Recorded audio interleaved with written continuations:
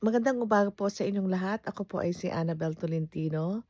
Ako po ay nakatira dito sa Seattle, Washington, since 2004, almost 21 years.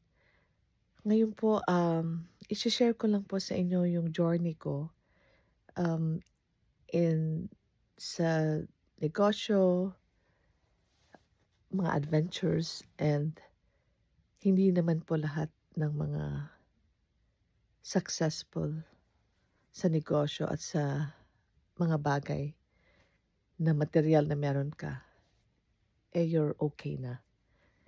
So, recently, I've been dealing with some emotional and mentally problems that nobody probably would understand, kahit yung family ko, because they think that, oh, may pera ka, you can buy whatever you want.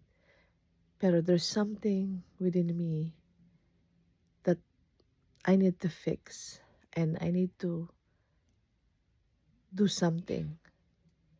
I had great family, good business. Ano pa ang hihilingin ko? But I think may mga bagay na I have to fix.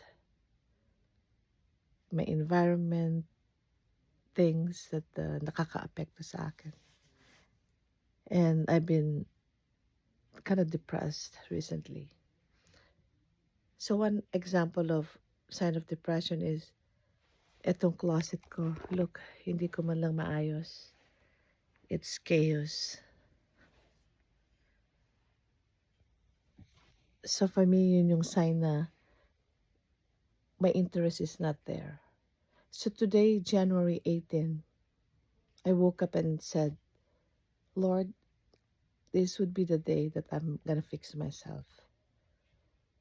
And samahan niyo po ako kung paano ko gagawin at baka ma-inspired ko rin po kayo. So, walk with me and join with me.